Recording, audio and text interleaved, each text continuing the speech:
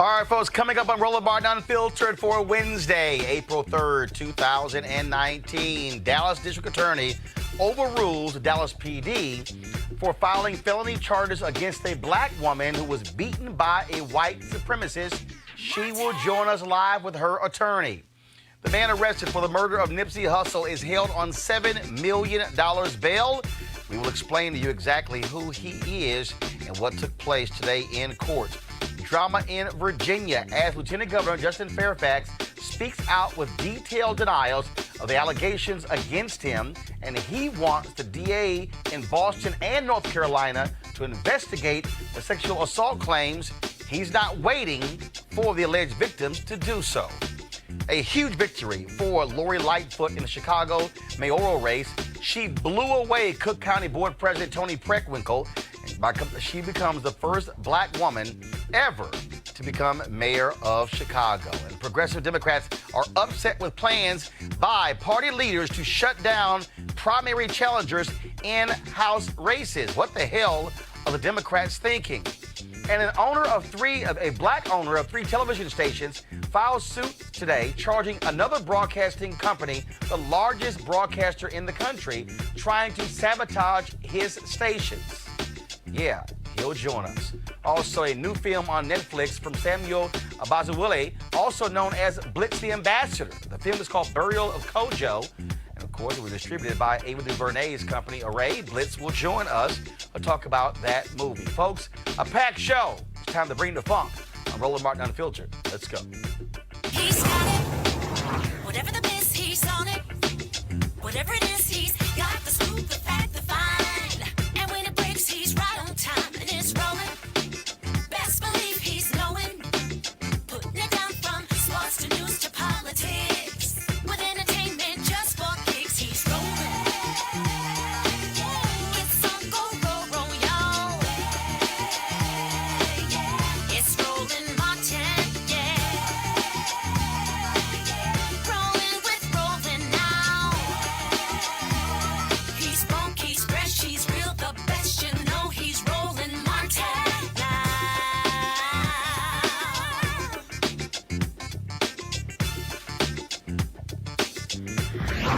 Martin. All right, folks, on yesterday, Dallas Police Department filed felony charges against the black woman who was beaten by a white supremacist in Dallas. You might remember the video. We're warning you right now, it is traumatic video. And this is the video, again, of LaJanique Lee. I hope I pronounced that correctly. She's being beaten by Andrew Sheffield, folks. He was initially charged with misdemeanor charges, but because of the public outcry, look how he's just literally beating her, pummeling her. He was charged with a felony. Well, the Dallas the Dallas Police Department filed felony charges because they say she caused damage to his vehicle after this took place. They say some $3,000 in damage. Late last night, I got a notice from the Dallas District Attorney's Office, an email stating they were aware of the charges and they would address it today. Well, they did. They dropped the charges. Joining us right now is Miss Lee and her attorney, Lee Merritt. First off, Miss Lee, hope I pronounce your name, please, the first name? LaDejanique, sorry. So I'm going to ask you first. First off, were you shocked to see Dallas Police Department file charges against you when you were the one who was pummeled, beaten by this white supremacist? I was very shocked. And when it happened, I mean, what, they said that you, damaged his car window or something along those lines? Yeah. When you, that night the event took place, what was crazy to me was that when he gets released after filing misdemeanor charges, you were still being treated in the hospital. Yes. And with this particular event that night that happened, can you explain to us, again, what took place? I mean, how did that even happen where all of a sudden you encounter him and then he just starts wailing away, beating on you? Hey, Roland, the district attorney, who hasn't had a chance to interview her yet, has asked that she refrain from sort of reciting the facts. She can talk about how she feels about the incident and, her physical condition, but she's not going to walk all the way through the facts, okay? So, but what we were told is that there was an encounter over a parking spot. He gets upset with her, and then he decides to, when she confronts him, he pulls a gun out in the encounter while she is trying to call cops, and that's when he starts beating her. Yeah, and that's exactly it. And that's the part that's not caught on tape is that she let a friend out of the car who was staying in a hotel across the street. The friend who had a few drinks took a while to get out of the car, and so she waited. And Sheffield waited until she was alone, until the friend was then into the hotel room, then suddenly approached her and told her that she was facing the wrong way down a one-way street. He actually obstructed her path and refused to move out of the way. When she drove around him, he followed her to the parking lot. And that's when someone noticed him berating her with racial slurs and profanity. It was the hotel clerk across the street, and he began recording. And the rest is what's caught on that video. So one, Dallas DA got the charges. Had they talked to you? Have they talked to you, Miss Lee, to apologize for charges being filed? I mean, people were shocked and stunned if they're coming after you when this is white supremacists who was the one beat the hell out of you. They haven't. No, they haven't. I was shocked myself, but they haven't came to apologize. In fact, Police Chief Renee Hall, since she learned that the DA's office threw out the charges, she doubled down and said she felt she did the right thing, which is really... I'm sorry, you're saying... Let me hold on. You're saying that the black police chief in Dallas believes that her officers did the right thing filing felony charges against Ms. Lee when initially the white supremacists had misdemeanor charges filed against him. That's right. And she defended the actions of the misdemeanor charges being filed against this man, despite him carrying a gun and despite the vicious assault that everyone is seeing now. She defended the misdemeanor charges initially, and now she's doubled down on, quite frankly, stupid, and defended these charges that have now been dismissed by the district attorney. What happens next? What's next in this case? Well, the district attorney, it is now in the district attorney's hand, and we're hoping for that interview that I mentioned a moment ago. The reason why Ms. Lee is not talking about the facts right now, once it gets to the DA and he interviews her, he can pursue additional charges. We believe that there was a racial motivation behind this assault, and that the DA will be able to present evidence of that to a grand jury, get an indictment, and then we get a trial date and hopefully see this to a prosecution and a proper sentence. All right, then. Well, first of all, Ms. Lee, last question for you. Are you still experiencing trauma, any pain, injuries still from that beating? Yes. You describe it. I'm having head pain. I have migraines every day. I have ear pain from he busted my ear, so I can't sleep on the left side because the pressure from my ear touching the back of my head, it hurts really bad. I can't eat, sleep sometimes. My eating is all the way off. Well, we certainly are sad that you had to go through all of this, and hopefully there'll be justice in this case. We certainly appreciate both of you joining us. Thanks a lot.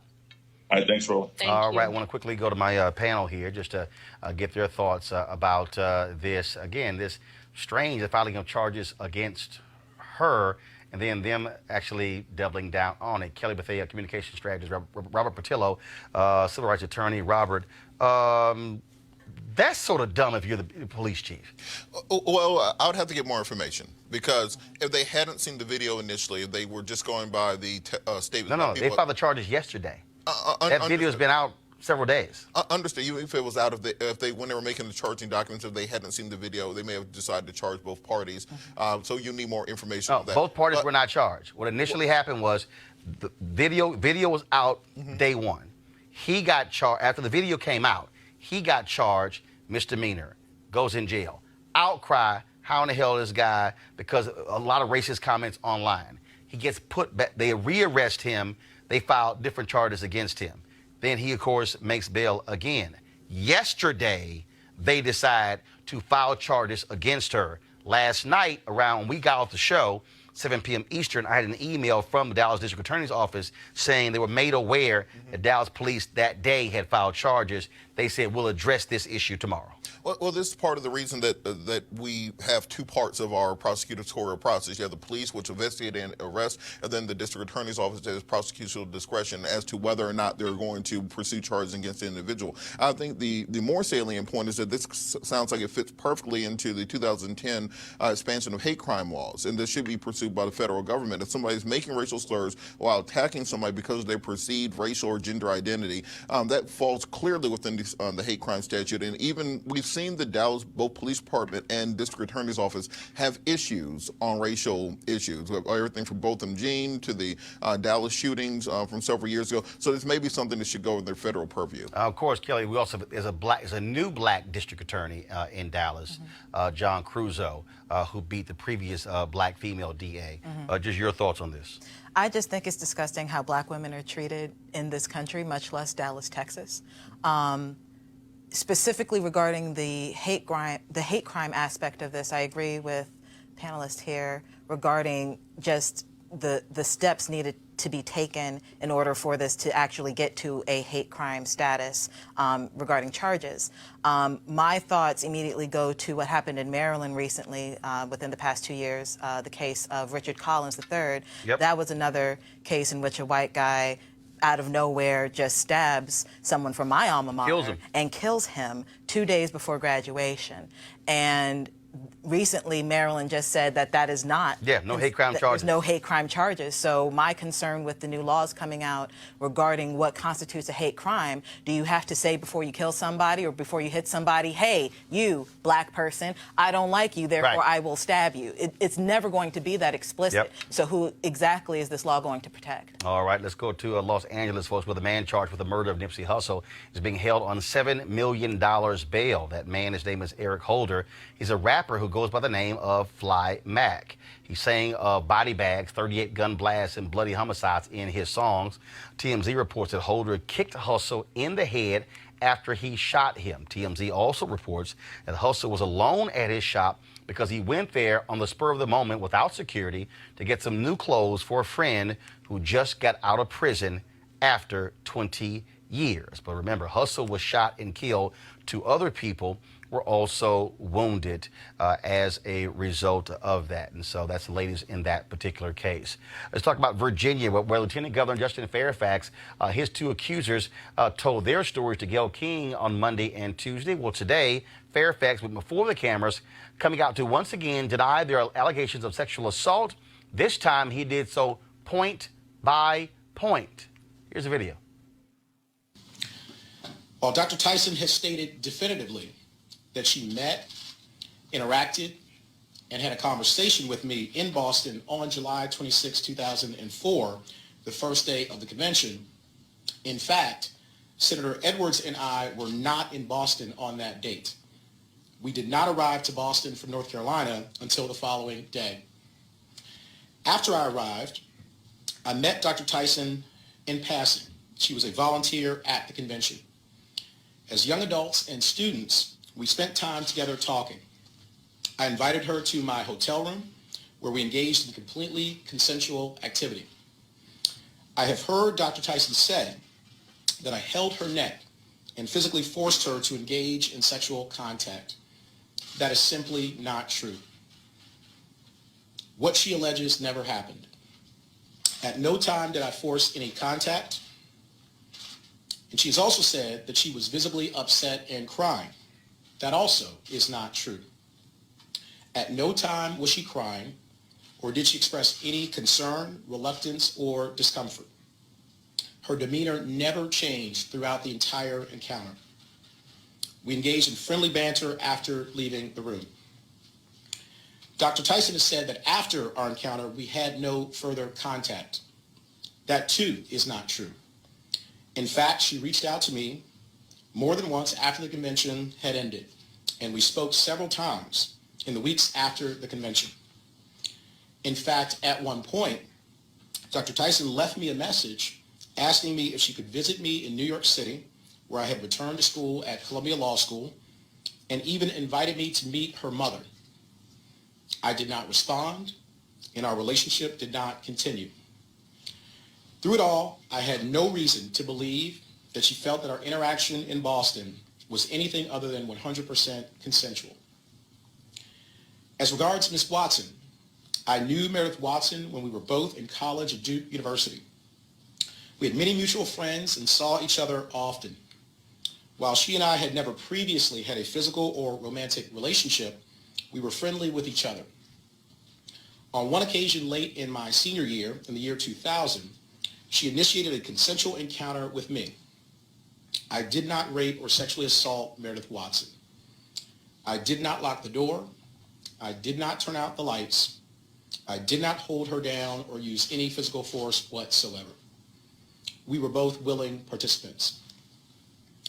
After that encounter, I saw her on occasion when we were with mutual friends. At no time before, during, or after our encounter did she ever say or do anything that suggested to me in any way that she believed, that she thought anything that happened between us was something she had not wanted or that she was uncomfortable with.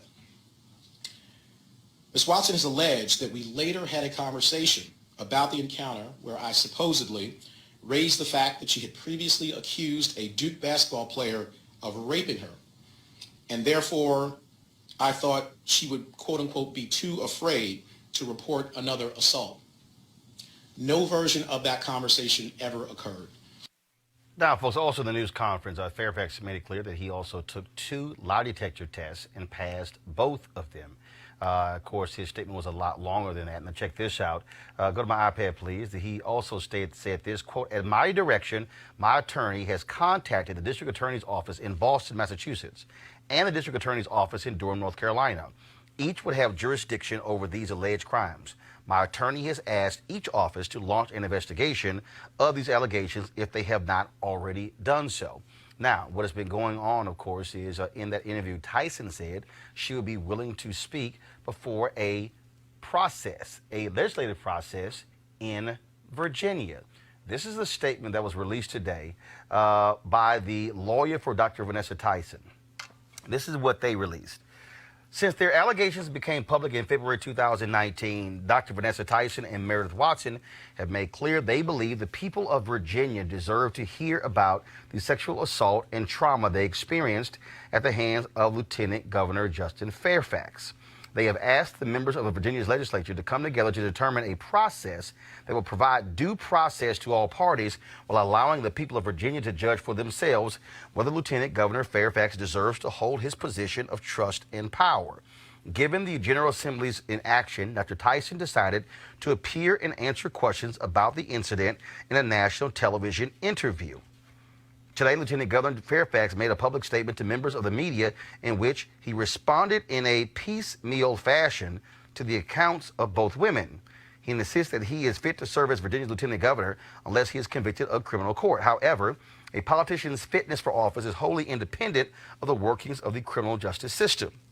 We believe Lieutenant Governor Fairfax's statement to the media further exemplifies the need for a bipartisan public hearing in which all sides have an equal opportunity to testify under oath and present facts and evidence.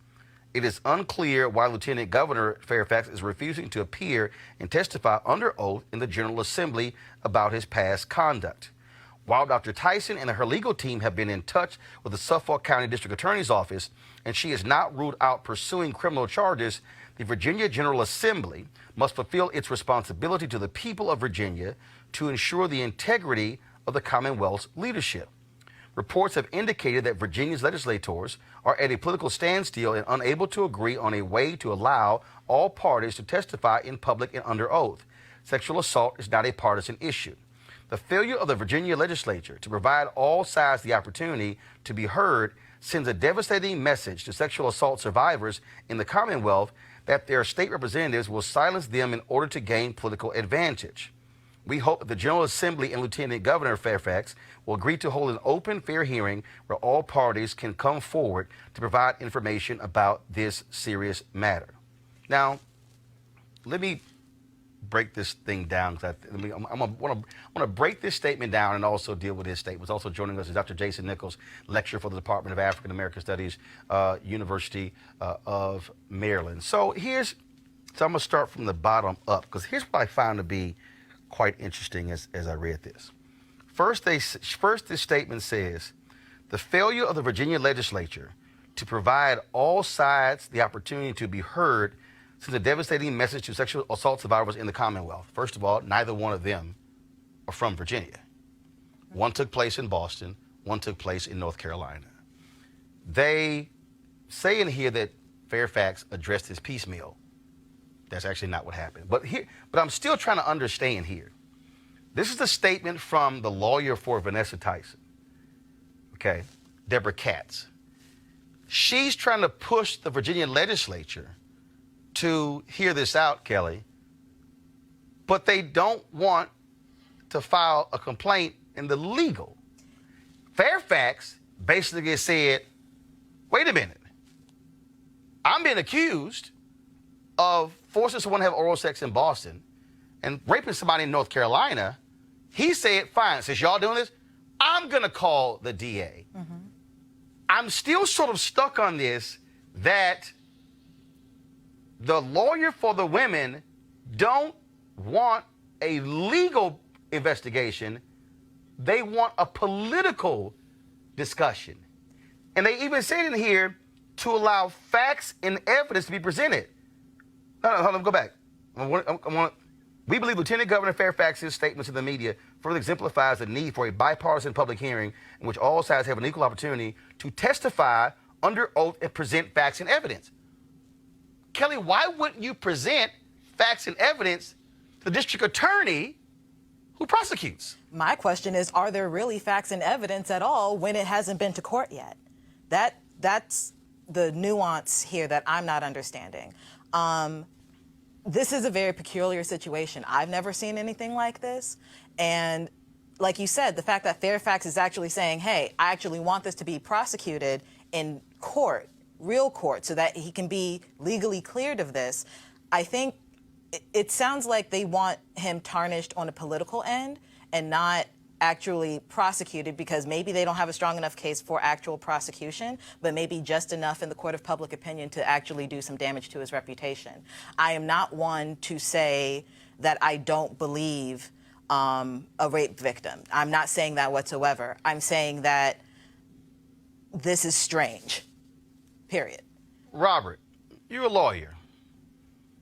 How are you looking at Well, yes. you know, I've always been on the record, believe women. It's time for us to listen to women. Absolutely. It's time for us to give these women a voice and to be Hold on, heard. you say, what you say on the record? You say on the record to listen to women and believe, or listen and then see what happens? Listen, investigate, and give them credibility, because too often in the past it was dismissed offhand. Right. And that's what prevented women from coming forward with these allegations.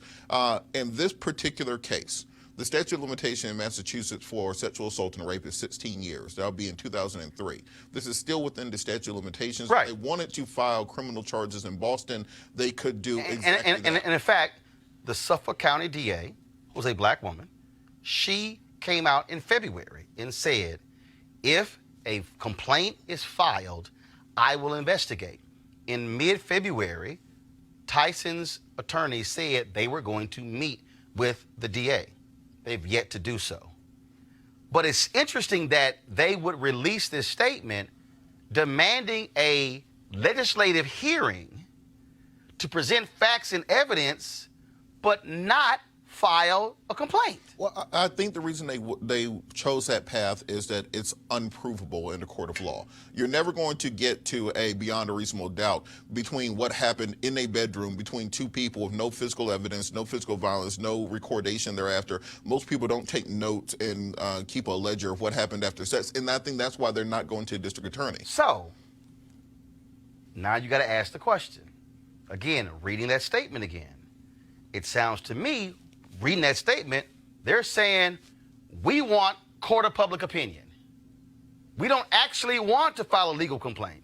We want the court of public opinion to determine whether or not he should go. Well, the issue is that they cannot prove this in a court of law. That there's because there's no DNA, no physical evidence, no witnesses, no letters, emails, text messages, social media posts, anything along those lines from 2004 that could prove this in a court of law that there was any incident that took place. The lawyer's position is to have this testimony go forward, much like in the Kavanaugh hearing, where there was no criminal charges filed, but they do want their story told in public. And she was the attorney for Christine Blasey Ford. Mm-hmm.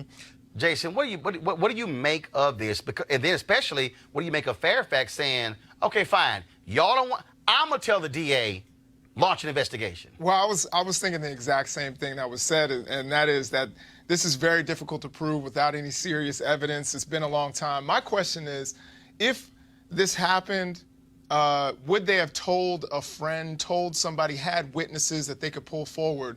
And as far as the political damage, I feel like it's already been done. I would honestly, if I were Justin Fairfax's friend, family member, I would tell him to step down and perhaps do something else. Why? This has been, I'm sure trying for him, trying for his wife, trying for his family. But why would you say step down? His reputation has been tarnished. But I'll ask both of you as men. If you were accused of this and you were adamant you didn't do it, your name it's already there. Why wouldn't you fight? Why wouldn't you fight for your name? Well, because I don't want to be on camera detailing off my sexual activity from college in front of a national audience for a panel of people to be breaking down. But it's already happened. So what I would do is I would step down. I would then go through the process of clearing my name. I would take the polygraph test. I would go to the DA. I'd get all of my records together, showing that all the proof that I can, and present that to the court of public opinion, and then come back. Okay, but where would you present it? Sit down with Gayle King like everybody else does. No. Sit down with Oprah like everybody else. Kelly, here's why, to me, that doesn't fly. Because the moment he resigns, no discussion. Maybe not. I think if he resigns, it's okay. First of all, on their side, we got what we want. We're good. Mike Espy, when he went on trial, he had to resign as the Secretary of Agriculture under Bill Clinton. They said he accepted bribes, Super Bowl tickets, things along those lines. He had to resign. Went to trial. Was acquitted. First thing he said was, where do I go to get my name back? He said, where do I go to get my name back? He ran for United States Senator against, I forgot what her name is, in Mississippi. They were still accusing him of accepting bribes, even though he was found not guilty in a courtroom. Where do you go? And I understand that predicament, but at the same time, the situation in which you just described happened a while ago. We are now in a space and time, especially with social media, where you can kind of control your narrative a little bit more than just relying on the big networks. So when it comes to Fairfax, I think your example regarding Kavanaugh is even different from the Fairfax situation, because Kavanaugh... Which example? When you were saying how the lawyer... No. I was simply stating a fact. The lawyer for Tyson is the same lawyer for Christine Blasey Ford. I thought you were making... They have the same lawyer. Oh, okay. Well, even in that situation, Kavanaugh was trying to get the seat, as opposed to Fairfax, who is trying to keep his seat. So I think in that situation, it's a little bit different in that kind of hearing was a little bit more appropriate, because she was trying to prevent him from getting a role as opposed to taking him out. Roland, and also, I'm going to read this here. This was a tweet that was sent out by Catherine Watson, who is the White House correspondent for CBSN. Justin Fairfax, and see, this is why, for my deal is, no, I'm going to stay here and fight. She said, Justin Fairfax is basically saying that women accusing him of sexual misconduct should stay in their place, quiet and out of the public eye. But this was the quote she used from him. I do not believe the national television appearances or legislative hearings are the right vehicles to get at the truth. That's not what he said. He didn't say stay in their place, stay quiet out of public eye. If I'm Fairfax, first of all, the governor of Virginia can only serve one term. He was going to be the favorite to be the gubernatorial nominee in Virginia. The reality is, you've already put it out there. You're accusing me of rape. You're accusing me of forcing you to have oral sex. In the public's eye, a resignation means I'm guilty. If my name has been so tarnished and I can't run for governor in 4 years, then damn that, I'm fighting. My deal is I'm not going anywhere. If someone accused me of something and I absolutely believe I did not do it, I'm not going anywhere. I'm going to fight for my name just where I am, because I busted my butt too hard to get to where I am to then scurry off to go somewhere else. Now, I get folks say, hey, but at the end of the day, if you already tarnished my name, hell, I'm staying right here. I dig that, Roland, but at the same time, we saw I think your example of Mike Espy is a good one. Mike Espy went away, chilled for a minute, came back. No. He didn't go in and chill. That was a court trial. Right. Y'all just said you're likely not going to have a court trial. So if that's the case, that means a Fairfax can't go to a courtroom, and if I'm found not guilty, I can stand up and say the people said I wasn't found not guilty. But let's remember, Nate Parker was found not guilty, and then people, that torpedoed Birth of a Nation, when people said, yeah, although you were found not guilty, we still think you did it. So it's one of those things that people, it's just like if you settle a case. You know, you settle a case, folks still say, oh, yeah, you settled, but I think you're a pedophile. And so it's one of those things where I'm just saying, if that was me, and you accused me, and I didn't do it, oh, hell no, I ain't going nowhere. We going to fight. Well, number one, not guilty does not mean innocent. R. Kelly got found not guilty. Precisely. Right. So which is my point. So what you just said is that even if you go through a trial and found not guilty, you will have people who are saying you still did it.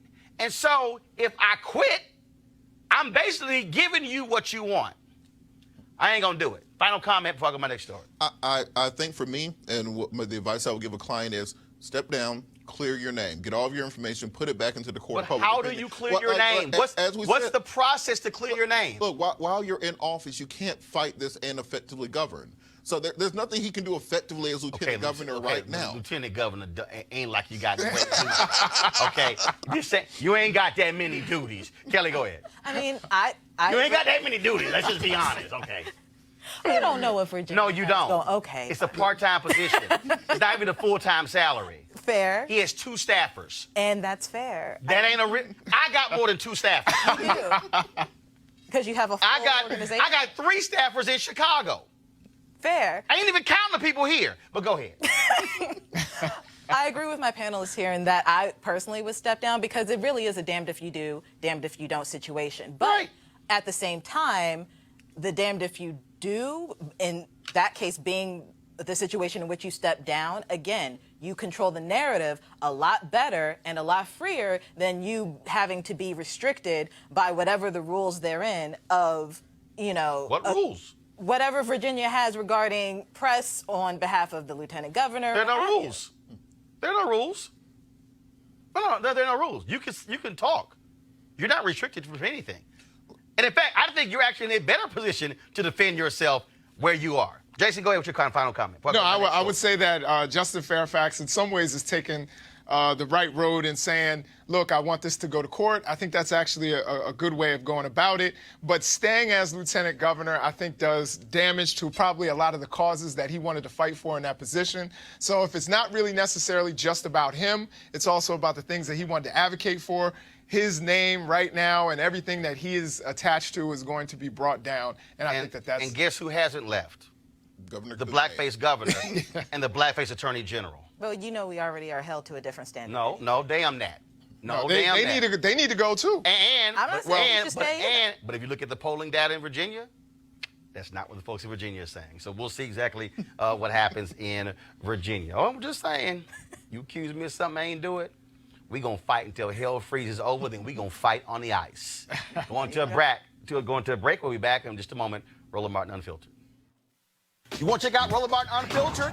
YouTube.com/Roland S. Martin. And subscribe to our YouTube channel. There's only one daily digital show out here that keeps it black and keep it real. It's Roland Martin Unfiltered. See that name right there? Roland Martin Unfiltered. Like, share, and subscribe to our YouTube channel. That's YouTube.com/Roland S. Martin. And don't forget to turn on your notifications so when we go live, you'll know it. Here we go. All right, folks, you have plenty of pictures in your home, but you've never seen anything like this before. Introducing EasyTiles, the world's first photo tiles made of sleek and ultra lightweight glass. EasyTiles makes it very simple. You use your exclusive app for iPhone and Android to upload as many photos as you like. Then they print them on tempered glass. Now, your order arrives on your doorstep in a few days. And that's when the real fun begins, because with EasyTiles, you'll transform your living space with a gallery wall that will amaze each and every guest. EasyTiles are even simple to hang, no hammer and no nails. Even Robert could do it. And because they're mounted on small risers, they appear to float on your wall. Easy to order, easy to hang, and guaranteed for life. Now you can save 30% on any size order, plus get free shipping on orders of 4 or more. Just download the free EasyTiles app at EasyTiles.com and turn your best memories into beautiful glass wall art. Plus, save big now with this special offer. That's EasyTiles.com, EasyTiles.com. Hey fam, what you got? Roland Unfiltered, the blackest show on all of digital, cable, and broadcast. Check out our audio podcast. There's only one daily digital show out here that keeps it black and keep it real. It's Roland Martin Unfiltered. Press play.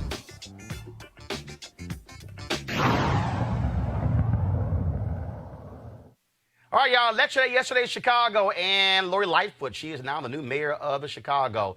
She, of course, corporate lawyer, also worked in public space under Rahm Emanuel. She blew away Cook County Board President Toni Preckwinkle 73-26. She beat her ass like she was precious.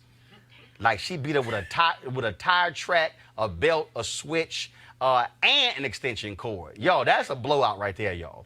Of course, Preckwinkle, not only was she the president of the Cook County Board, she also, folks, was the head of the Cook County Democratic Party. She had major labor support, but in Chicago, they wanted change. And then, of course, even a last-minute effort to try to blast Lightfoot with flyers around black churches in Chicago because she's a lesbian did not matter. She won in every one of Chicago's 50 wards, a stunning rebuke to establishment politics in that particular city. And today, Reverend Jesse Jackson Sr. insisted both of them attend a unity rally to ensure that people understand that you have to move forward together, because also what's important, Preckwinkle will still be the Cook County Board President. Lightfoot's going to be mayor. They're going to be on opposite ends of the same building. Here, of course, is some of that unity rally. So we don't have the video of it, so I thought we had the video of it, so I'm going to try to pull up in a second. It was pretty cool there. Now, folks, let me go here. It was very interesting. It's very interesting to see what's happening here.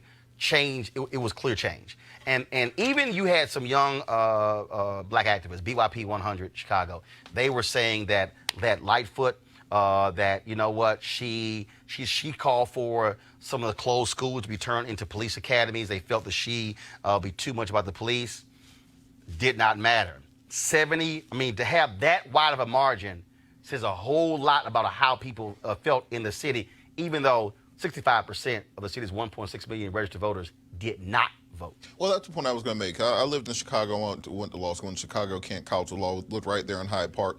And what we saw during the primary leading into the final part of the election was all of the progressives got together and beat each other up so much that you ended up with people who didn't represent that agenda being the final two candidates. She came in first in the primary, which was stunning to people. They had so many people in that field, and something that the Democratic candidates for president can take a look at. The fact that we have that many people cannibalizing each other, you end up with a result. Instead of unifying behind one candidate, you end up with a result that people don't support. You have 300,000 people out of this population in the city of Chicago who voted for Lightfoot. About 160,000 voted for Periwinkle. What she has to do is go to those disparate parts of the city, go to those, build coalitions with those candidates who did not win, listen to those voices, listen to those agendas, and then find a unity message going forward. The first press thing that came up today from her was, we have to prosecute Jussie Smollett. Like, no, get out there in the streets, find out the things people care about. Right, understand the things that ain't the first thing. 3,000 people got shot in Chicago last year, and you talking about Jussie Smollett. Right, I'm just saying that ain't a win and one. Reverend Jesse Jackson Sr., of course, Rainbow pushed for them to have this unity rally, but they also shook hands. The two of them hated each other during this campaign. And so this is from Reverend Jackson's Twitter feed of this unity rally of Preckwinkle as well as Lightfoot. Mayor-elect Lightfoot last night to congratulate her.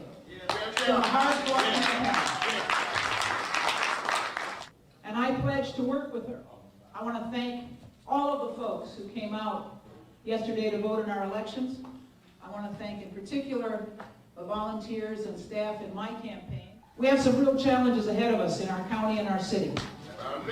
And I look forward to working with Mayor-elect Lightfoot to address those challenges. Thank you. I will, of course, begin by congratulating and thanking President Preckwinkle on her candidacy. She deserves our respect. Yeah. And she will have my personal commitment. She and I share many of the same policy goals, from criminal justice reform to living wages to equitable investment in our neighborhoods. And while this was a spirited campaign, those shared values will serve us well as we work together for the good of the city and the good of the county. All right, Kelly. Historic. First black female mayor of Chicago. And I think that's the biggest accomplishment, so to speak, from a social standpoint that's going on here. I, for one, am happy to see that. I'm a little bit surprised considering the internalized homophobia of the black community, the fact that this happened. Oh, white folks homophobic too. That too. Let's not act like black people are somehow pathological. It's white global. Folks homophobic too. It's absolutely global, but I can only speak for who I can I'm speak a for part white of. people too. Okay. We know what they do. Fair. They live here too. Absolutely. Jason. Yeah, no, I would agree. I think it was amazing. It was probably the most significant election that we've seen since Harold Washington. The fact that you had two black women, and to look at them, two black women with natural hair going up against each other, I thought it was fantastic. However, I think Lightfoot just outgrinded Preckwinkle. You know, she went to every part of the city. She just didn't focus on the black community, and that's why she won. Well, but first of all, you compare those two. The black turnout for Harold Washington was almost 90%. Right. The turnout here was woeful. Woeful. Yeah. Let's talk about Ferguson, where Michael Brown's mother, she ran for the Ferguson City Council and lost. She came in third in the three-way race. The winner was another black woman, Fran Griffin, who had been organizing for the last 5 years in Ferguson. So we certainly want to congratulate Fran Griffin on that. And again, it's about folks running. Now, let's talk about Democrats. The DCCC, they don't really want that.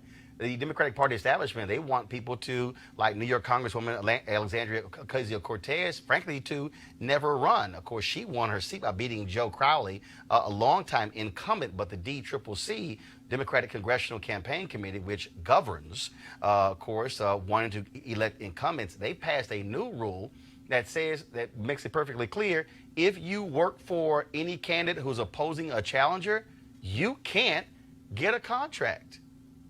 Oh, AOC, as well as others, including Ayanna Pressley, who upset an incumbent in Massachusetts, saying, have y'all lost your mind?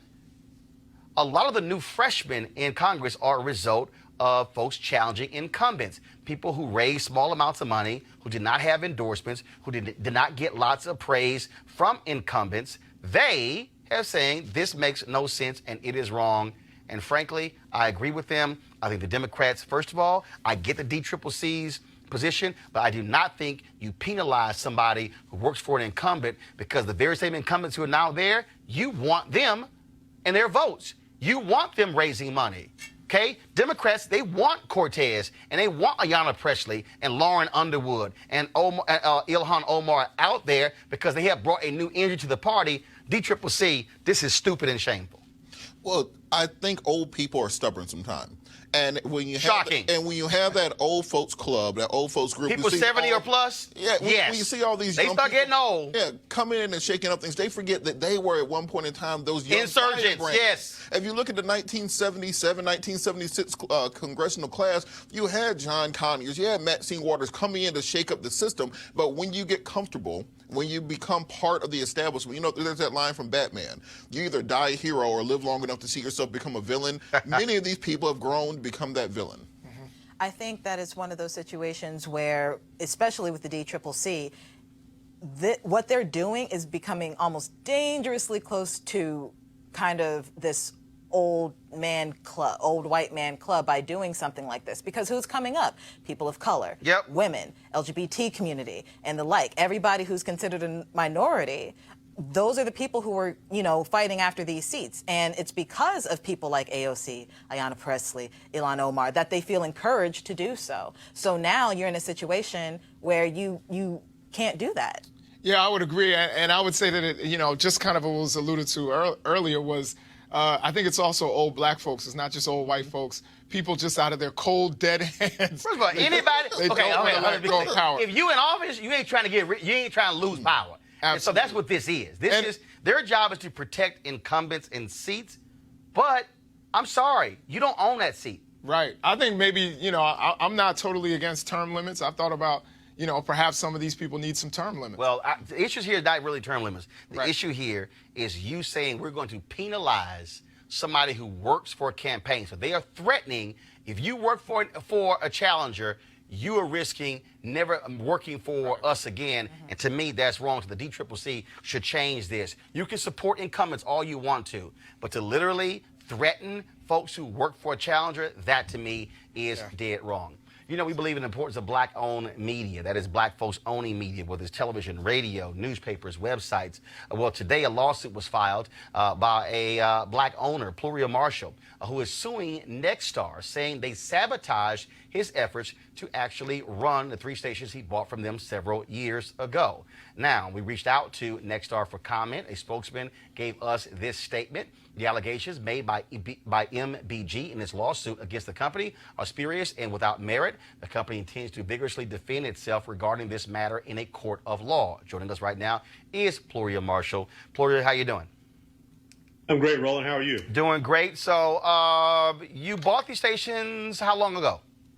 We bought the stations in 2014 and 2015. And what was the relationship like when you bought the stations? Was it good?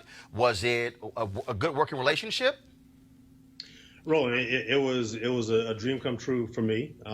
It was great. I'd been out of the broadcast business, the TV business, about 25 years, and it was kumbaya. Fantastic. Pluria's back in the business, and I should be able to produce programming, run the stations as we saw fit, and contribute to our communities. Of course, you also own black newspapers. You're a second-generation person involved in media. And then what happened? How did this thing go south? Well, it basically went south from day one. The folks at Nexstar did not like the structure of the deal that the FCC put forth. And from just about day one, everything that they did was to make it difficult for me to run the businesses from a corporate standpoint. Explain that. When you say how the FCC structured that, so when they sold the stations to you, was that a result of having to meet FCC obligations because they own too many stations? Well, it was the stations were sold to me based on there's a very low number of black male television station owners, black men. There's actually first of all, it's a low number of black, period. Black men and women. I mean, it's damn near non-existent. Right. It's actually a rounding error. It's 4 of us that own stations, probably collectively maybe 20 stations out of 1,400. And so they were selling the stations. Was a tax break involved? Was there some sort of benefit to them selling to an African American? No. The benefit to Nexstar was that they had a $500 million deal that they had on the table. And the only way to get that deal done was to sell to a minority broadcaster, which, of course, was me. And so what were they doing to you? When you alleged sabotage, like what? What were they doing? For instance, they would go into the market and their managers in the markets would say, oh, yes, we run the Marshall stations. And as per the FCC, that was the exact edict that the FCC said, no, Marshall runs his stations. At every turn when we would go into the market to make sales calls, they say, well, the Nexstar folks said that they represent you, which is just not true. So, and from a local sales standpoint, you have to look at this. There are oligopolies. It's 4, 5, 6 stations per market. And if one company comes in and says, we represent these guys, we represent basically, half the market, do business with us. How did you try to resolve this over the last few years with them? We have attempted to negotiate with them. We have tried to restructure the contracts that were more in line with this deal. Nexstar is relying on this a sidecar. I know it's in the weeds, but it's a structure that is not what we are. So their response was, "This is the way it is. Take it or leave it." And So you filed a lawsuit in federal court. They deny exactly what took place. Yes. And again, the point I made earlier, this speaks to the larger issue, the fact that we used to have far more African Americans who own television stations and radio stations, and that number has dwindled tremendously, and that has a direct impact on our ability to be able to participate in wealth building, but also to control the content. Correct. I mean, it's radio's non-existent. Television is non-existent from an ownership standpoint, and everything that has been put in place by the FCC, and they're well-meaning. When this deal was struck, it was monumental. The Congressional Black Caucus endorsed it. All the commissioners endorsed it, and for Nexstar to basically say that our allegations are false and untrue is just far off base. All right, then, Employer Marshall, we surely appreciate it. Thank you so very much. Thank you, Roland. Take care. All right, folks, calling all HBCU alumni, students, and leaders. I want you to, I need y'all to do this here, okay? I need you to do this here. I'm not going to read it that way. Y'all, this is free money.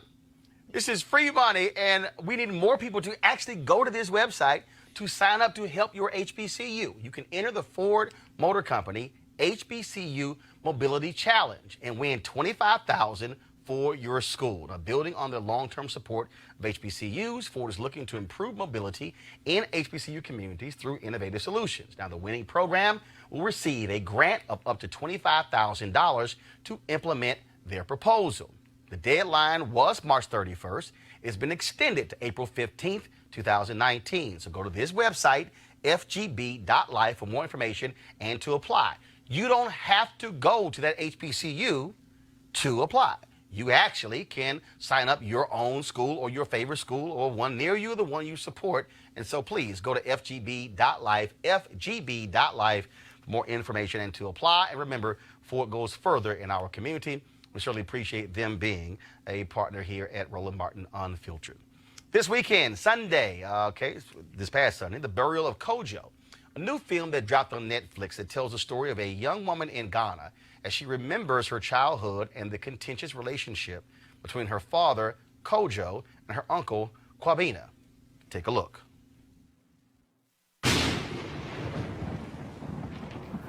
The story of my childhood is a strange one. So strange that most people find it impossible to believe.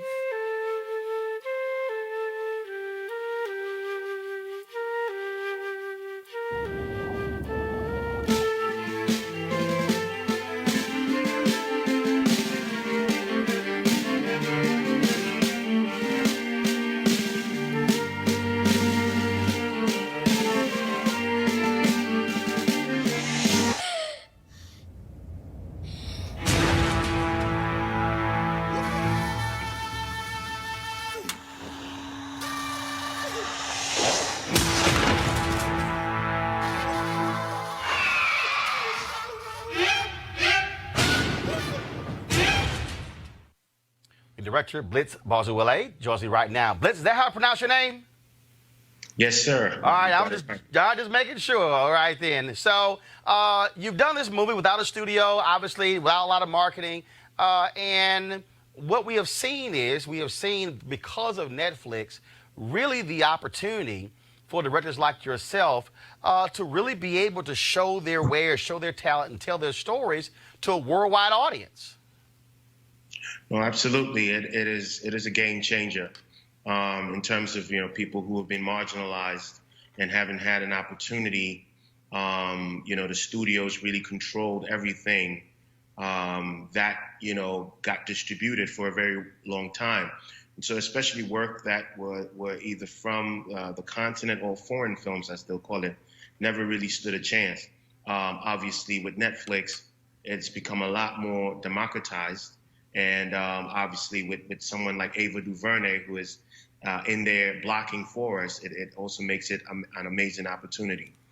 We have seen an increasing number of stories coming out of the continent of Africa. Now, obviously, last year with Black Panther, folks making $1 billion worldwide, telling the story of this fictitious African country The thing that I still think is important is that it was, as the sister Dana, who played in Black Panther, said at the Image Awards this weekend, she said it was the African diaspora that made Black Panther so well. And so, but with 2/3 of the world being people of color, you have the ability to really tell your story and to be able to generate attention and tell more of these stories.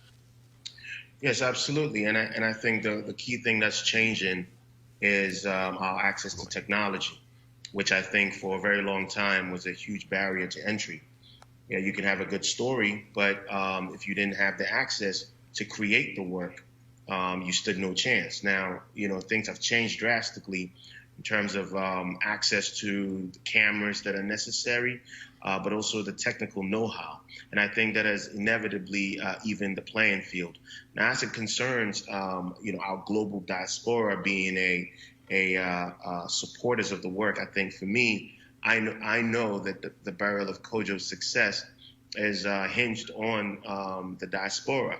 We took the film to Brazil, which is, you know, the largest Black population outside of the continent in terms of countrywide.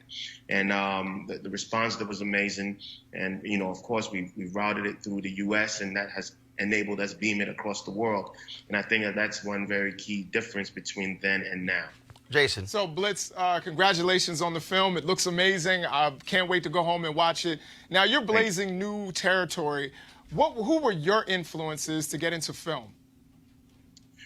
So, you know, there are a few legends back on the continent, some of whom are in the diaspora as well. So, Haile Gerima, who is a phenomenal filmmaker from Ethiopia, Absolutely. but he's a Howard professor, is one of my huge influences. Spike Lee, you know, Spike is who taught us that, you know, you can have an inward gaze and you know, represent your people with grace. And he was the first one that I saw also have this amazing ability to communicate, not only in the work, but also in the marketing of the work. So, you know, Spike is a huge inspiration for me, and I'm sure for many filmmakers across the world. Kelly? How do you plan on making sure that people like you and younger than you actually have the same opportunities as you after the huge success of your film that I'm sure will happen? Well, it's about sending the ladder back down, you know, and Ava has proven that time and time again. And I'm a beneficiary of her saying, it's not enough for me alone to be in this space. It is not enough for only African Americans to have this space. It's not enough for only continental Africans to have this space. It's important that all marginalized people have this space. And I think that has been an amazing feat. And I haven't seen anyone be that consistent. And that has been a huge inspiration for me. I personally also run an organization in Ghana called the Africa Film Society. And our work is similar to what's happening here with Ava and Array, where, you know, our key thing was how do we first educate people and let them know that Africa has a cinematic history. That's the first thing. Because most people go to universities and have no idea that Africans have made films from the 60s onward. And so that's the first thing. The other thing is how do we preserve this work that already exists? And how do we get that work beamed across the world? So that's what we do with the Africa Film Society. And the goal is that through that, we will create opportunity and that more awareness about African cinema just globally. Final question, Robert. For about a generation, people in the diaspora were bombarded with negative images and iconography about Africa, and for that reason, disconnected from their people. They built up a certain level of prejudice towards people from the motherland. How does your film help to break down those prejudices, and how do you plan to reach out to people, particularly in America and as you said, Brazil and other locations, to break down this stigma and get them more interested in African films? Well, I mean, listen, African cinema in general is probably one of the strongest mediums in the world. It unlike, say, literature, unlike, you know, fine art or music, it has the ability to build very direct empathy, or has the ability to create heavy bias that, based on what you view and based on what you take in, you form your opinions on a group of people. And it has been no secret that as it relates to the continent, there has been a very concerted effort, and it has been longstanding, to create these very derogative images of us. And even it goes on today. Most of the films that you have seen or heard from the continent revolve around war, famine, and everything in between. And for the burial of Kojo, we were very clear about the fact that this was a huge opportunity to, for the first time, people see the continent in its beauty and its glory. That's number one. The second thing was, we were very critical even about the proximity of the camera, because a lot of times when you watch African films, they feel so distant. You don't really build the kind of empathy and connection with characters. We were very clear that the camera was a stand-in for our people, and that the closer you were to the characters, the more empathy you were going to build. And I think that it's our responsibility as a diaspora and as a continent to be cognizant about these images and to only do our absolute best to reflect ourselves in the best light. So the burial of Kojo, absolutely. It was very intentional, and we're very excited. The reviews have been stunning, so we're extremely excited. Blitz, congratulations, folks. The Burial of Kojo airs on Netflix. You can watch it right now. Blitz, thanks a bunch. Good luck. Thank you very much, Roland. It's a pleasure. All right, thanks a lot. Again, folks, also want to thank Jason, want to thank Kelly, want to thank Robert as well for joining us and all of our guests. Look, all something we talked about today is why we do this show. There's no other show like it. You're not going to have this much black news being talked about anywhere else. And I would out dare say there's no other show. You can actually find 3 black people on set at the same time talking about public policy, because, they always have 1, maybe 2 of us, not 3 at the same time. And so y'all want to go to, because when Jason's on Fox News, that ain't going to happen. Just letting y'all know. You want to support Roland Martin Unfiltered, please join our Bring the Funk fan club. Go to RolandMartinUnfiltered.com. Use the Cash app, use Square, use PayPal. And look, a lot of you are watching right now on Periscope, on YouTube, on Facebook. I keep trying to tell you, we have to fund our own freedom. We are not going to see these stories elsewhere. I doubt you're going to see CNN or MSNBC or Fox News interviewing Blitz about burial of Kojo, while we have to have our own media. So we need your support as well to do so, to make all of this possible. Literally, if all the people who literally are watching right now, you will actually double the number of folks who've already joined our Bring the Funk fan club. Had a brother today who gave $2 on the Cash app, and he said, that's all I got. I said, every dollar counts. And so whether it's 2, 10, 50, 100, 500, 1,000, doesn't matter. You can give monthly, you can give yearly as well. But we have to have a place where we can have our own conversation, tell our own story. And as the first black newspaper, Freedom's Journal, said in 1827, we wish to plead our own cause. Too long have others spoken for us. Now, as you just heard from him, because of digital media, we can speak for ourselves. So go to RolandMartinUnfiltered.com, join our fan club. Tomorrow, we're going to talk about Joe Biden. He released a video today apologizing for being in people's personal space. Is it that big of a deal? Also, in Tennessee, Republicans doing more BS, trying to penalize groups who register people to vote. We'll talk about all that tomorrow. Y'all know we're going to bring the funk. Holla!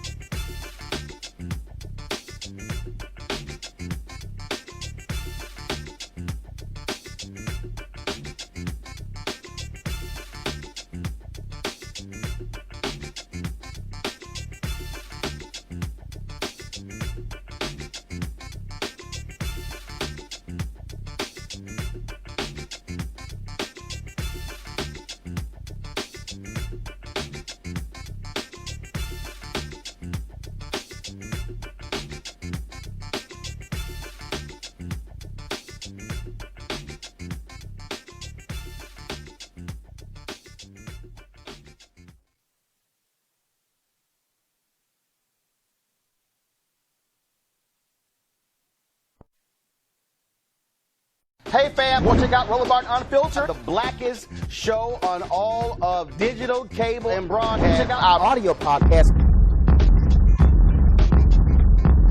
There's only one daily digital show out here that keeps it black and keep it real. It's Roland Martin Unfiltered. Press play. You want to support Roland Martin Unfiltered? Be sure to join our Bring the Funk fan club. Every dollar that you give to us supports our daily digital show. There's only one daily digital show out here that keeps it black and keep it real. It's Roland Martin Unfiltered. Support the Roland Martin Unfiltered daily digital show by going to RolandMartinUnfiltered.com. Our goal is to get 20,000 of our fans contributing $50 each for the whole year. You can make this possible. RolandMartinUnfiltered.com. You want to check out Roland Martin Unfiltered?